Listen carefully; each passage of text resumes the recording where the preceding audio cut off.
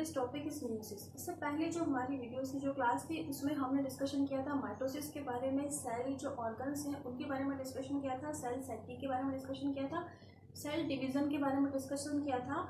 और cell division में आपको मैंने दो टाइप बताए थे, माइटोसिस एंड मियोसिस। माइटोसिस के बारे में हम बात कर चुके हैं।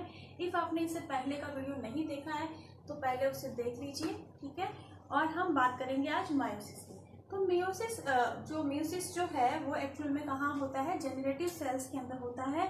जब हमने माइटोसिस की बात की थी तो मैंने आपको बताया था कि जो माइटोसिस है वो हमारी बॉडी की जो सोमेटिक सेल्स होती हैं, यानी कि ऐसी कोई भी सेल जो हमारी बॉडी के अंदर है, बॉडी का फॉर्मेशन कर रही है, वो सारी जो सेल्स होती हैं उनमें होता है माइटोसिस।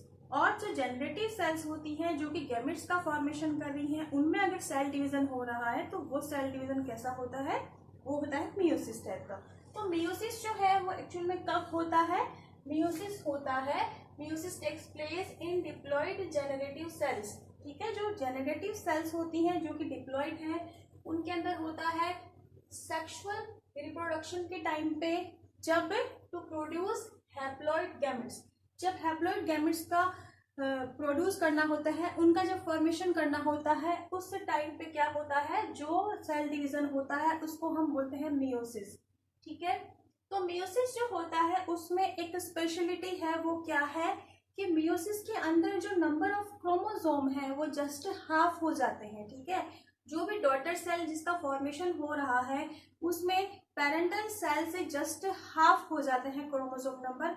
इस बात को एक्सप्लेन करती हूँ। देखो थोड़ा सा होता क्या है, जैसे देखो हमारे अंदर हैप्लॉइड डिप्लॉयड कंडीशन में है जो जनरेटिव सेल्स है उनके अंदर, ठीक है, 2n। और जब मियोसिस फर्स्ट होता है तो ये जो 2n है ये हैप्लॉइड हो जाता है, यानी कि n हो जाता है, नंबर ऑफ क्रोमोसोम हाफ हो जाते हैं, ठीक है। और उसके बाद जब मियोसिस सेकंड होता है तो एक जो सेल है उससे दो सेल का फॉर्मेशन होगा जिसमें नंबर ऑफ क्रोमोसोम जो है सेम रहेंगे। यहाँ हम ऐसा बोल सकते हैं कि जो मियोसिस सेकंड है वो एज इट इज जो है माइटोसिस जैसा ही होता है। तो यानी कि फाइनली लास्ट में हमें क्या मिलता है? 4 हैप्लॉइड सेल का फॉर्मेशन हो जाता है, या हम कह सकते हैं 4 हैप्लॉइड गैमेट्स का फॉर्मेशन हो जाता है, ठीक है। जैसे अगर हम ह्यूमन बीइंग की बात करें तो हमारे अंदर नंबर ऑफ क्रोमोसोम 46 है। जब जेनेटिव सेल के अंदर कोई सेल डिवीजन हो रहा है, जब मियोसिस फर्स्ट होता है तो नंबर ऑफ क्रोमोसोम रह जाते हैं 23। और ये जो है उससे क्या हुआ? 23 क्रोमोसोम नंबर की 2 सेल्स का फॉर्मेशन हुआ। देन फिर से मियोसिस सेकंड होता है और सेकंड के बाद में जो है क्या होगा? हमें 4 सेल्स मिल जाएंगे, या हम कह देंगे 4 गैमेट्स का फॉर्मेशन हुआ जो स्पर्म या ओवा होंगे। हालांकि ओवा के टाइम पे जो है क्या होता है? ओवा का फॉर्मेशन एक ही होता है, अदर जो 3 है वो पोलर बॉडी में कन्वर्ट्स हो जाते हैं, स्पर्म जो है वो 4 बनते हैं।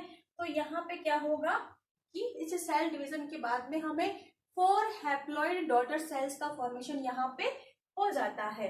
तो इस तरह से कुछ होता है। तो मियोसिस जो है उसको हम 2 पार्ट में डिवाइड कर सकते हैं, meiosis first and meiosis second. और देखो बेटा, जो मियोसिस सेकेंड है वो एज इट इज माइटोसिस जैसा ही होता है, यानी कि नंबर ऑफ क्रोमोसोम सेम रहते हैं, एक सेल से 2 सेल का फॉर्मेशन हो रहा है, ठीक है। अब देखो हम पहले मियोसिस फर्स्ट की बात कर लेते हैं। जो मियोसिस फर्स्ट होता है उसके अंदर भी 2 फेज हो गए। जैसे हमने कहा सेल साइकिल में पढ़ा था कि इंटरफेज और माइटोटिक डिवीजन फेज होता है, वैसे वो तो दोनों में सभी में होगा। तो यहाँ पे इंटरफेज होगा। इंटरफेज में वही फेज कौन सा? G1, S एंड G2, इसके बारे में हम बात कर चुके हैं, ठीक है। G1 फेज के अंदर फॉर्मेशन होता है RNA एंड प्रोटीन का, S फेज में फॉर्मेशन होता है DNA का, एंड G2 फेज में फॉर्मेशन होता है प्रोटीन का जो कि सेल डिवीजन से रिलेटेड है। तो इस इंटरफेज के ड्यूरेशन में जो सेल है वो अपने आप को प्रिपेयर करती है सेल डिवीजन के लिए। उसके बाद माइटोटिक फेज स्टार्ट होता है। इसका जो माइटोटिक फेज होता है यहाँ पर सेम जैसे हमने उसके अंदर प्रोसेस पढ़ी थी ना, प्रोफेज, मेटाफेज, एनाफेज, टेलोफेज, वैसे ही है। इसको हम, क्योंकि ये मियोसिस फर्स्ट है तो ये जो फेजेस हैं इनको हम ये जो फेजेस हैं इनको हम क्या पढ़ेंगे? फर्स्ट, ठीक है। Prophase first, metaphase first, anaphase first, and telophase first, ठीक है। तो इनके बारे में हम जो है डिस्कशन कर लेते हैं। देखो सबसे पहले हम बात करते हैं प्रोफेज फर्स्ट के बारे में। तो प्रोफेज फर्स्ट जो है वो इसकी फर्स्ट स्टेप है। देखो थोड़ा सा माइटोसिस को रिवाइज करो, माइटोसिस में क्या हुआ था।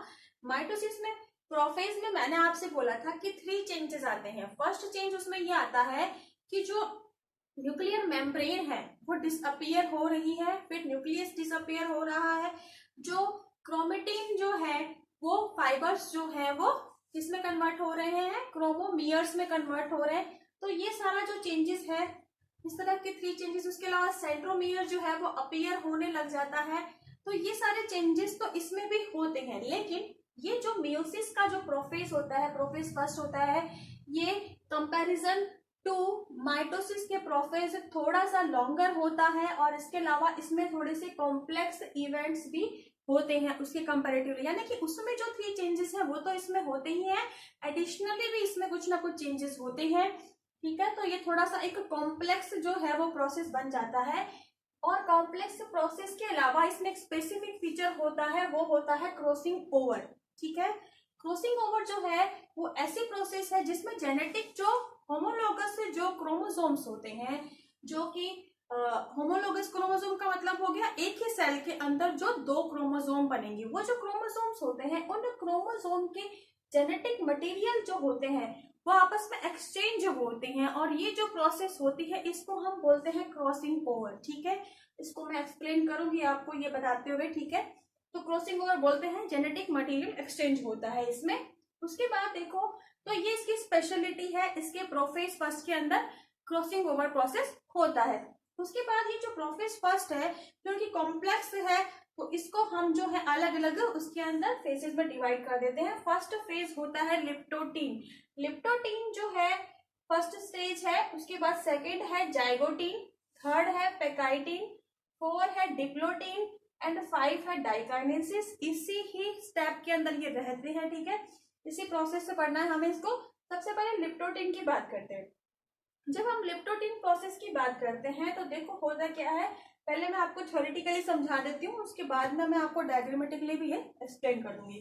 तो देखो लिप्टोटीन जो प्रोसेस होता है उसमें क्या होता है, जो न्यूक्लियस है उसका वॉल्यूम इंक्रीज होता है, ठीक है। उसके अलावा क्या होता है, इसमें जो क्रोमोसोम्स हैं वो बहुत ही थिन हो जाते हैं, बहुत ही लॉन्ग हो जाते हैं एंड एक स्ट्रक्चर बनाते हैं। यहाँ हम कह सकते हैं क्रोमोसोम जो है वो बहुत ही थिन और लॉन्ग हो जाते हैं, और इस तरह के जो क्रोमोसोम्स होते हैं उनको हम बोलते हैं क्रोमोमियर्स। तो क्रोमोमियर्स का फॉर्मेशन यहाँ पे हो जाता है। सेकंड प्रोसेस होती है जाइगोटीन। जब जाइगोटीन प्रोसेस आती है तो इसमें क्या होता है, जो होमोलोगस क्रोमोसोम्स है उनकी पेयरिंग हो जाती है, मतलब वो पेयर में आ जाते हैं, ठीक है। और सेकंड इसमें ये चेंज होता है कि जो यहाँ पर होमोलोगस जो क्रोमोसोम्स हैं जिनकी पेयरिंग हो गई है वो यहाँ पे क्या होंगे, उनके बीच में सिनेप्टोनिमल कॉम्प्लेक्स बनना स्टार्ट हो जाता है। यानी कि ये हो गया कि जैसे देखो ये 2 पेयर है अगर क्रोमोसोम के, ठीक है। तो इफ ये दोनों पेयर है क्रोमोसोम के और अगर ये ऐसे अटैच हो रहे हैं तो इनके बीच में एक गैप बन रहा है। वो जो गैप का फॉर्मेशन हो रहा है उसको हम बोलते हैं सिनेप्टोनिमल कॉम्प्लेक्स। और इस वजह से क्या होगा, इनके बीच में जो है सिनेप्टोनिमल क्रोमोसोम का सिनेप्टोनिमल कॉम्प्लेक्स का फॉर्मेशन यहाँ पे स्टार्ट हो जाता है। तो ये होता है जाइगोटीन के अंदर। उसके बाद थर्ड जो है पेकाइटिन, बहुत ही इंपॉर्टेंट जो है प्रोसेस है इसके अंदर, क्योंकि इस प्रोसेस के ड्यूरेशन में ही क्रॉसिंग ओवर यहाँ पे कंप्लीट होता है। तो ये देखो क्या होगा इसमें, जो हमने कहा कि जो पेयरिंग हो रही थी, जो होमोलोगस जो क्रोमोसोम्स थे उनके बीच में पेयरिंग हो रही थी, तो वो जो है क्या हो जाएंगे, वो कंडेंस हो जाएंगे और बाइवेलेंट हो जाएंगे। और उसके बाद में क्या होगा, उनमें क्रोमोस जो होंगे, जो नॉन सिस्टर क्रोमेटिड्स होंगे, उनके बिटवीन क्या होगा, क्रॉसिंग ओवर का प्रोसेस स्टार्ट हो जाता है। देन जो डिप्लोटीन प्रोसेस आती है, इसमें क्या होता है, जो होमोलोगस जो, क्योंकि देखो यहाँ पे जब क्रॉसिंग ओवर प्रोसेस हो जाती है ना, तो क्या होगा, क्रॉसिंग ओवर की वजह से जो जेनेटिक मटेरियल था वो एक्सचेंज हो गया है, ठीक है। और उसके बाद क्या हो जाएगा, फिर वो जो पेयरिंग में आए थे होमोलोगस क्रोमोसोम्स वो धीरे धीरे दूर होने स्टार्ट हो जाते हैं। तो क्या हो जाएगा, एक दूसरे से सेपरेट होने स्टार्ट हो जाएंगे। ये होता है डिप्लोटीन प्रोसेस में। उसके बाद में डाइकाइनेसिस प्रोसेस। डाइकाइनेसिस जो प्रोसेस होगी उसके अंदर क्या होगा कि जो न्यूक्लियर एनवलप है यानी कि जो हमारा न्यूक्लियर मेम्ब्रेन है वो एंड जो न्यूक्लियस है वो स्लोली स्लोली डिसअपियर होना स्टार्ट हो जाएगा। तो यहाँ पे ये सारी बातें जो है वो मैंने आपको एक्सप्लेन की थी। अब जो है मैं आपको डायग्रामेटिकली ये सारी चीजें एक्सप्लेन करती हूँ। तो हमने देखा कि इसकी जो प्रोफेज फर्स्ट थी मेयोसिस फर्स्ट की, उसके अंदर जो है ये 5 जो स्टेजेस होती हैं, इसको थोड़ा सा हम डायग्राम से समझ लेते हैं तो आपको थोड़ा और ज्यादा क्लियर हो जाए। ठीक है, तो देखो यहाँ पे फर्स्ट जो प्रोसेस है वो है लिप्टोटीन। लिप्टोटीन प्रोसेस के अंदर क्या चेंजेस आ रहे हैं, देखो यहाँ पे जो न्यूक्लियस है उसका वॉल्यूम इंक्रीज हो रहा है ना। ये बहुत ही जो है इम्पोर्टेंट वहां पर फेस होता है। जब भी किसी सेल का सेल डिवीजन होना होता है तो पहले जो उसका न्यूक्लियर जो मटेरियल है वो वहां पे इंक्रीज होता है। ठीक है ना, तो यहाँ पे क्या होगा, जो इसका न्यूक्लियर मटेरियल है वो इंक्रीज हो जाएगा। उसके बाद सेकंड इसके अंदर क्या चेंज आता है, जो क्रोमोसोम्स हैं वो बहुत ही थिन हो जाते हैं, बहुत ही लॉन्ग हो जाते हैं और उनको हम कह सकते हैं थिन जो क्रोमोसोम्स है। देखो पहले क्या होता है, क्रोमोसोम जो है इस तरह से थ्रेड लाइक होंगे, वो धीरे धीरे जो है कैसे नेट लाइक होंगे, जो धीरे धीरे क्या हो जाएंगे, थिन हो जाएंगे। ठीक है, तो इस तरह की प्रोसेस जो होती है उससे जो बनेंगे जो थिन और जो लॉन्ग क्रोमोसोम्स होंगे उनको बोलते हैं हम क्रोमोमियर्स। ठीक है, तो इस तरह का चेंजेस आता है इसके अंदर। उसके बाद सेकंड प्रोसेस होता है जाइगोटिन। जाइगोटिन जब प्रोसेस होता है तो उसके अंदर क्या चेंजेस आता है, एक तो जो हमारे क्रोमोमियर्स हैं वो बाइवेलेंट हो जाते हैं, यानी कि हम बोल सकते हैं कि जो जैसे ये सिंगल था ना तो ये बाइवेलेंट हो गया, यानी कि जो क्रोमोसोम है जैसे एक क्रोमोसोम ऐसा था वो अब कुछ ऐसा हो गया है। ठीक है ना, तो ये इसको बोलते हैं हम बाइवेलेंट। तो क्रोमोसोम जो है वो कैसे हो जाएंगे, बाइवेलेंट हो जाएंगे। ठीक है, ये प्रोसेस होती है इसमें। इसके अलावा हम ये कह सकते हैं कि उनके बीच में सिनेप्टोनिमल कॉम्प्लेक्स का फॉर्मेशन हो जाएगा। जो क्रोमोसोम बाइवेलेंट हुए हैं उनके बीच में क्या होगा, यहाँ पर क्योंकि वो आपस में इस तरह से जो है कंडेंस होंगे तो उनके बीच में एक धीरे धीरे जो गैप बनेगा उस गैप को हम बोलते हैं सिनेप्टोनिमल कॉम्प्लेक्स। ठीक है, तो बीच में सिनेप्टोनिमल कॉम्प्लेक्स का फॉर्मेशन होना स्टार्ट हो जाता है।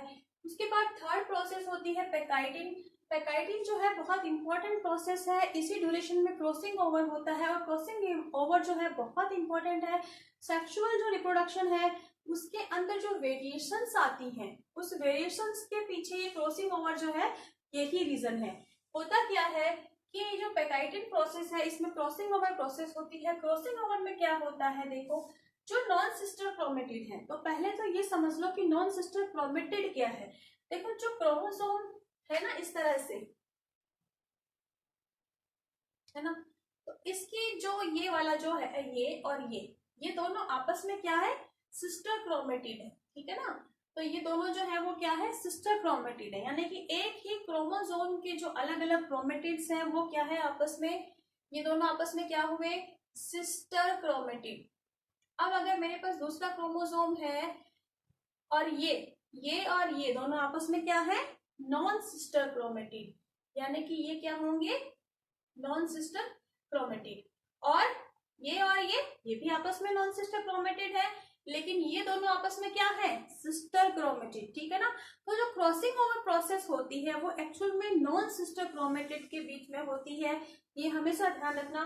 तो देखो क्या होता है कि जो क्रोमेटिड्स जो है हमारे उनके बीच में क्या होगा, क्योंकि देखो हमने कहा कि उनमें सिनेप्टोनिमल कॉम्प्लेक्स बन रहा है, यानी कि हम कह सकते हैं कि इस तरह से जो क्रोमोसोम्स हैं वो आपस में कनेक्ट हो रहे हैं। तो वहां पे क्या होता है कि जो कुछ जेनेटिक मटेरियल जो है वो क्या होता है, एक्सचेंज हो जाता है दोनों का। तो यहाँ क्या होगा, जो नॉन सिस्टर क्रोमेटिड्स होंगे, यानी कि जैसे ये और ये वाला जो है तो ये नॉन सिस्टर क्रोमेटिड है, इसका कुछ पोर्शन यहाँ से हट के यहाँ आ जाएगा और इसका यहाँ से यहाँ आ जाएगा। देखो यहाँ आपको इसमें दिख रहा होगा डायग्राम में कि ये वाला जो है इसको मैंने इसे थोड़ा अलग कलर से बनाया ताकि आपको समझ में आ जाए ये बात। तो यहाँ पे क्या हो रहा है, इसका कुछ पार्ट यहाँ आ गया और इसका कुछ जेनेटिक मटेरियल यहाँ आ गया। तो इस तरह से इनके अंदर जो जीन है वो आपस में एक्सचेंज हो रही है। ठीक है ना, तो जीन का जो एक्सचेंज होने का प्रोसेस है इसको ही हम बोलते हैं क्रॉसिंग ओवर। और इसी वजह से जो है सेक्सुअल रिप्रोडक्शन के ड्यूरेशन में क्या होता है, जेनेटिक जो है वेरिएशंस आते हैं, ठीक है। जैसे देखो हम कह सकते हैं कि हम जो है हमारे अंदर कुछ कैरेक्टर्स हमारी मदर जैसे हैं, कुछ कैरेक्टर्स फादर जैसे हैं, लेकिन ऐसा नहीं है कि हम बिल्कुल उनके जैसे हैं, है ना। तो हमारे अंदर कुछ वेरिएशंस भी आ रही हैं। वो जो वेरिएशंस जो आती है उसके पीछे रीजन ये क्या है, क्रॉसिंग ओवर है, ठीक है। तो यहाँ पे ये क्रॉसिंग ओवर का प्रोसेस हो जाता है पेप्टाइडिन के अंदर। फिर फोर्थ नंबर जो प्रोसेस है वो है डिप्लोटिन। डिप्लोटिन में क्या होता है, ये जहां पर क्रॉसिंग ओवर हुआ है उसमें कायस्मेटा का फॉर्मेशन होता है, यानी कि वो धीरे धीरे एक दूसरे से अब दूर हो रहे हैं, ठीक है ना। तो यहाँ पर क्या हो रहा है, एक फिक्स जो है कायस्मेटा वो जो यहाँ पे था पूरी तरफ से सब जगह से जुड़ा हुआ था, वो अब धीरे धीरे क्या हो रहा है, वो धीरे धीरे पोल्स की तरफ आ रहा है, यानी कि क्या होगा, इस तरह की कंडीशन हो जाएगी, कॉर्नर्स पे वो सिर्फ जुड़े हुए रहेंगे। तो यहाँ पे कायस्मेटा का फॉर्मेशन हो जाएगा, यानी कि जो क्रोमेटिड्स है वो अब एक दूसरे से अलग होना स्टार्ट हो गए हैं। फिर उसके बाद जब हम डाइकाइनेसिस प्रोसेस की बात करते हैं, तो डाइकाइनेसिस प्रोसेस के ड्यूरेशन में ये देखो यहाँ पे कायस्मेटा के फॉर्मेशन हुआ एंड डिप्लोटिन में ये जो क्रोमेटिड्स थे होमोलोगस वो अलग होना स्टार्ट हो गए, ठीक है। एक लेकिन यहाँ पे जो डाइकाइनेसिस प्रोसेस है वहां पे ये अलग हो गए हैं, वहां पे स्टार्ट हुए हैं, पूरी तरह से अलग नहीं हुए, यहाँ पे ये अलग हो जाते हैं, ठीक है। तो ये जो क्रोमेटिड्स होंगे वो अलग हो जाएंगे, सेपरेट हो जाएंगे एंड जो है जो न्यूक्लियर जो मेम्ब्रेन है वो डिसअपियर होना स्टार्ट हो जाएगी, डिसअपियर हो जाएगी। तो ये इतनी जो है पूरी प्रोसेस यहाँ पे हो जाती है। ये पूरी जो प्रोसेस जो है फर्स्ट उसके अंदर होने वाली प्रोसेस है। उसके बाद में हम जैसे हमने उसमें पढ़ा था मियोसिस के माइटोसिस के अंदर, वैसे ही यहाँ पर भी प्रोसेस होती है हमारे मेटाफेज, एनाफेज एंड टेलोफेज, ठीक है। तो उन प्रोसेस की बात कर लेते हैं थोड़ा सा कि क्या कैसा होता है। वो बिल्कुल सेम ही होती है, इसमें जो मेन जो चेंज था वो किसके अंदर आया था, जो आपकी ये प्रोसेस है इसके अंदर ये चेंज आया था प्रोफेज के अंदर, ठीक है ना। प्रोफेज जो है वो थोड़ी सी ज्यादा कॉम्प्लेक्स हो गई थी। उसके बाद में क्या होगा, यहाँ पर प्रोफेज के बाद में नेक्स्ट फेज हमारा आता है मेटाफेज, ठीक है। मेटाफेज फर्स्ट बोलेंगे इसको हम। इसमें क्या होता है, देखो मेटाफेज के अंदर जैसे हमने उसमें पढ़ा मिडिल में प्लेट का फॉर्मेशन होता है, ठीक है। तो यहाँ पे हमारे पास क्रोमोसोम्स हैं ये, ठीक है, और इस तरह से हैं, और यहाँ पे मिडिल मेटाफेजिक प्लेट का फॉर्मेशन होना स्टार्ट हो गया है, ठीक है। देन उसके बाद थर्ड प्रोसेस हमारा आता है एनाफेज। फर्स्ट होगा ये, ठीक है। इसमें क्या होगा, इसमें सेम वैसे ही जैसे हमने उसमें बताया था, यहाँ पर सेंट्रोमियर्स जो है वो पोल्स पे चले जाएंगे और इस तरह से जो है continuous and discontinuous spindle fibre का फॉर्मेशन हो जाएगा, और इस फॉर्मेशन के होने की वजह से क्या होगा, जो हमारे क्रोमोसोम्स थे वो अलग होने लग जाएंगे, और अलग होके क्या होगा इनका, ये फिर पोल्स पे जाने लग जाएंगे, ठीक है ना। जैसे यहाँ पे इस तरह से ये है, इसमें क्या होगा, ये उसको खींचेगा और उसके रिएक्शन की वजह से क्या हो जाएगा, जो हमारे क्रोमोसोम्स हैं वो पोल्स पे जाने स्टार्ट हो जाएंगे। इस तरह से जो है क्रोमोसोम्स पोल्स पे चले जाएंगे और धीरे धीरे जो स्पिंडल फाइबर्स हैं वो डिसअपियर होने लग जाएंगे। देन फिर उसके बाद हमारा प्रोसेस आता है टेलोफेज। टेलोफेज के लिए मैंने आपको पहले भी बताया था कि जो टेलोफेज होता है वो हम कह सकते हैं रिवर्स प्रोफेज होता है। तो उसमें भी 3 चेंजेस आते हैं। फर्स्ट चेंजेस क्या है कि जो हमारे क्रोमोसोम्स हैं जो वहां यहाँ बने हैं, ठीक है, इनके ये पोल्स पे चले गए, ठीक है। उसके बाद यहाँ पर इनके चारों तरफ न्यूक्लियर मेम्ब्रेन होना स्टार्ट हो गई, ठीक है। और देन उसके बाद तीसरा चेंज क्या आएगा इसमें, सेंट्रोमियर जो था यहाँ पे वो डिसअपियर हो जाएगा, न्यूक्लियर मेम्ब्रेन अपीयर होने लग जाएगी, क्रोमोसोम जो क्रोमेटिड्स थे वो क्रोमोसोम में कन्वर्ट हो जाएंगे, एक नेट लाइक स्ट्रक्चर में कन्वर्ट हो जाएंगे। ठीक है, तो ऐसी प्रोसेस यहाँ पे हो जाती है टेलोफेज में। तो इस तरह से जो है हमने जो मियोसिस फर्स्ट है उसकी पूरी प्रोसेस को समझ लिया है यहाँ पे। ठीक है, देखो एक बार फिर से देख लेते हैं। यहाँ पे देखो, जब मियोसिस की बात करते हैं तो मियोसिस जो है उसमें सबसे पहले जो प्रोसेस आती है वो होती है प्रोफेज। प्रोफेज के जो है उसके हम कह सकते हैं कि 5 सब फेजेस हैं। फर्स्ट फेजेस होती है लिप्टोटीन। लिप्टोटीन जो प्रोसेस है उसमें क्या होता है, जो न्यूक्लियर मटेरियल है वो कैसा हो जाता है, बहुत ज्यादा अमाउंट में बढ़ जाता है, इंक्रीज हो जाता है। और उसके अलावा जो हमारे क्रोमेटिन जो फाइबर्स थे वो थिन एंड लॉन्ग हो जाते हैं एंड हम उनको क्रोमोमियर्स कह सकते हैं। ठीक है, उसके बाद में जो जाइगोटिन प्रोसेस आती है उसमें जो हमारे क्रोमोसोम्स हैं वो कैसे हो जाते हैं, बाइवेलेंट हो जाते हैं और उनके जो बीच का पोर्शन है उसमें सिनेप्टोनीमल कॉम्प्लेक्स बनना स्टार्ट हो जाता है। उसके बाद पेकाइटिन प्रोसेस में क्रॉसिंग ओवर होता है। क्या होता है इसके अंदर, जो जेनेटिक मटेरियल है वो एक्सचेंज होता है। नॉन सिस्टर जो क्रोमेटिड्स होंगे उनके बीच में जो है जेनेटिक मटेरियल वो एक्सचेंज होता है। इस प्रोसेस को हम क्रॉसिंग ओवर कहते हैं। क्रॉसिंग ओवर प्रोसेस होती है पेकाइटिन में। उसके बाद डिप्लोटिंग प्रोसेस आती है। डिप्लोटिंग प्रोसेस में क्या होता है, देखो क्रॉसिंग ओवर हो गया है, उसके बाद धीरे धीरे क्रोमोसोम्स अब सेपरेट होंगे। तो सेपरेट होंगे तो उनके बीच में एक जो है स्पेस बनेगा यहाँ पे, इसको बोलते हैं कायस्मेटा। तो कायस्मेटा का फॉर्मेशन यहाँ पे होने लग जाता है। उसके बाद डाइकाइनेसिस प्रोसेस आता है। डाइकाइनेसिस में क्या होता है, जो न्यूक्लियर मेम्ब्रेन है वो डिसअपियर होना स्टार्ट हो जाती है और जो हमारा जो क्रोमोसोम्स थे वो पहले से ही अलग हो चुके हैं। ठीक है, उसके बाद में मेटाफेज आता है। मेटाफेज में वही जैसे हमने माइटोसिस में पढ़ा, मेटाफेजिक प्लेट का फॉर्मेशन होता है बीच वाले एरिया के अंदर। ठीक है, और जो न्यूक्लियस जो है मेटाफेजिक प्लेट का फॉर्मेशन होता है। उसके बाद में एनाफेज प्रोसेस आती है और साथ में स्पिंडल फाइबर का फॉर्मेशन यहाँ पे स्टार्ट हो जाता है, ऐसा हम बोल सकते हैं। कंप्लीट नहीं होता, स्टार्ट हो जाता है। उसके बाद एनाफेज जो प्रोसेस है हमारी फर्स्ट, उसमें क्या होता है, जो स्पिंडल फाइबर है वो उनका फॉर्मेशन कंप्लीट हो जाता है अच्छे से। 2 टाइप के बनते हैं, कंटिन्यूअस एंड डिसकंटिन्यूअस। ठीक है, और देन उसके बाद में क्या होगा, वो अट्रैक्शन फोर्स लगाते हैं, उसकी वजह से जो क्रोमोसोम्स है वो क्या होगा, पोल की तरफ जो है वो मूवमेंट करना स्टार्ट कर देंगे। ठीक है, तो इस तरह से क्रोमोसोम पोल्स की तरफ चले जाते हैं। देन उसके बाद टेलोफेज फेज आता है। टेलोफेज में 3 चेंजेस होते हैं। पहला चेंज क्या होता है, जो क्रोमोसोम जो है उनके चारों तरफ जो पोल्स की तरफ चले गए हैं उनके चारों तरफ न्यूक्लियर मेम्ब्रेन अपीयर होने लग जाती है। जो सेंट्रोमियर यहाँ पे बना था वो क्या होता है, डिसअपियर होने लग जाता है और जो हमारे क्रोमोमियर्स थे वो क्रोमोसोम में कन्वर्ट हो जाते हैं, यानी कि एक नेट लाइक स्ट्रक्चर में फिर से चेंज हो जाते हैं। तो इस तरह से जो है हमने मियोसिस फर्स्ट कंप्लीट कर लिया है। उसके बाद में जो है आगे मैं एक बार बता देती हूँ इसको। देखो, तो जब मियोसिस फर्स्ट हो जाता है उसके बाद में स्टार्ट होता है मियोसिस सेकंड। और मियोसिस सेकंड जो है इसमें आपको कोई प्रॉब्लम नहीं आने वाली, बिकॉज ये जो है सेम एज माइटोसिस। जो आपने माइटोसिस प्रोसेस पढ़ा है ये बिल्कुल उसके जैसा का जैसा ही होता है।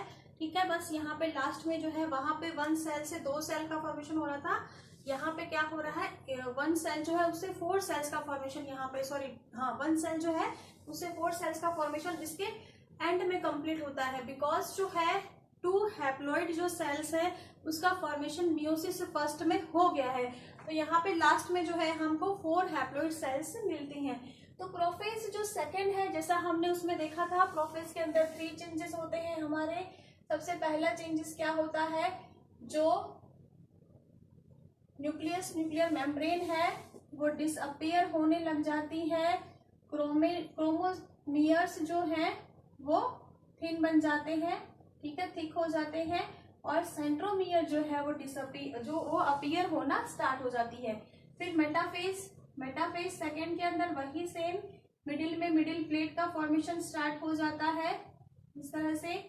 और फिर एनाफेज में क्या होगा कि यहाँ पे जो सेंट्रोमियर जो बने थे ये स्पिंडल फाइबर का फॉर्मेशन स्टार्ट कर देते हैं और इसकी वजह से क्या होगा, एक अट्रैक्शन फोर्स लगता है और जो क्रोमोसोम्स हैं वो पोल्स की तरफ चले जाते हैं। टेलोफेज जो है हम कह सकते हैं रिवर्स प्रोफेज होता है, उसमें 3 चेंजेस आते हैं।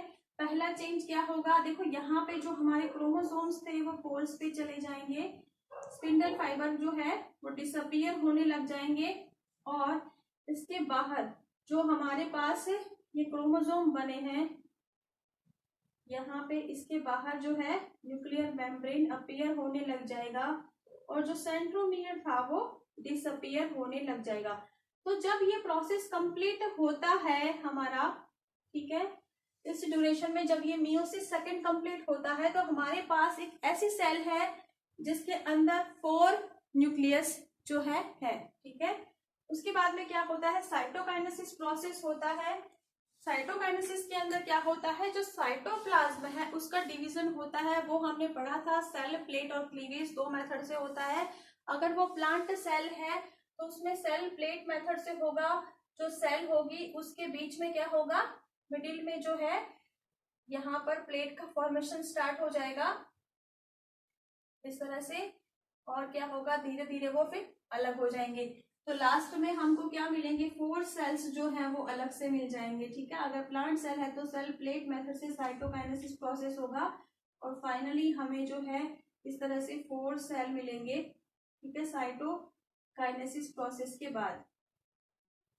उसके बाद में अगर वो एनिमल सेल है तो उसके अंदर क्लीवेज मेथड से होगा, तो क्लीवेज कुछ इस तरह से होता है, एक क्लीवेज फ्लोरल का फॉर्मेशन होता है, और वो फिर क्या होता है, धीरे धीरे जो फ्लोरल है वो बढ़ती जाती है, और फिर लास्ट में हमको फाइनली 4 सेल्स मिल जाएंगी, ठीक है। तो 4 हैप्लॉइड सेल का फॉर्मेशन होता है मियोसिस प्रोसेस के बाद, यानी कि जब मियोसिस फर्स्ट और सेकेंड दोनों प्रोसेस हो जाते हैं तो फाइनली लास्ट में हमें 1 सेल से 1 डिप्लॉइड सेल से 4 हैप्लॉइड सेल जो है उसका फॉर्मेशन होता है। तो यहाँ पे देखो इम्पोर्टेंस ऑफ मियोसिस की बात कर लेते हैं। मियोसिस जो है उसके क्या इम्पोर्टेंस है, देखो फर्स्ट जो इम्पोर्टेंस है वो यही है मियोसिस का, कि meiosis keeps the number of chromosome constant in somatic cells, ठीक है। जो भी सेल जिनमें सेक्सुअल रिप्रोडक्शन होता है, ऐसे जो ऑर्गेनिज्म है उनमें नंबर ऑफ क्रोमोसोम जो होता है उसको ये क्या बना के रखता है, कांस्टेंट बना के रखता है। नहीं तो जनरेशन टू जनरेशन, नहीं तो क्या होगा कि अगर हैप्लॉइड ना हो, क्योंकि हैप्लॉइड होंगे गैमेट तभी क्या होगा, जब उनमें फर्टिलाइजेशन प्रोसेस होगी तो फिर से डिप्लॉइड हो जाएंगे। तो नंबर ऑफ क्रोमोसोम जो होते हैं उनको कांस्टेंट रखने का काम करता है मियोसिस। दूसरा यहाँ पे क्या होता है, न्यू वेरिएशंस, ठीक है ना। क्या होता है कि जो इसके मियोसिस जो फर्स्ट है उसके अंदर जो प्रोफेज फर्स्ट था उसमें जो क्रॉसिंग ओवर प्रोसेस हुई थी जो हमने थोड़ी देर पहले पढ़ी थी, उस प्रोसेस की वजह से क्या होता है, जेनेटिक वेरिएशंस जो है वो आते हैं। तो जनरेशन टू जनरेशन जो है कुछ जेनेटिक वेरिएशंस जो है वो होते हैं, और आप सभी को पता है जेनेटिक वेरिएशंस की वजह से क्या होता है, जो न्यू स्पीसीज है उसका फॉर्मेशन होता है, ठीक है। तो ये सब जो है हमने यहाँ पे पढ़ा, और आपका यहाँ पे आज जो फंडामेंटल यूनिट ऑफ लाइफ जो चैप्टर है वो कंप्लीट हो जाता है स्टूडेंट। इसके बाद में जो है इसके नेक्स्ट वीडियो में हम टिश्यूज के बारे में पढ़ेंगे, ठीक है। जो हमने सेल के बारे में सारी नॉलेज यहाँ पे ले ली है, सेल के अंदर जो है कौन कौन से ऑर्गन्स होते हैं, सेल जो है उसका साइकिल कैसा होता है, सेल डिवीजन पढ़ लिया हमने, माइटोसिस मियोसिस, ठीक है। और यहाँ पे ये हमारा चैप्टर जो है ये खत्म होता है। नेक्स्ट चैप्टर में हम टिश्यूज के बारे में पढ़ेंगे। Thank you.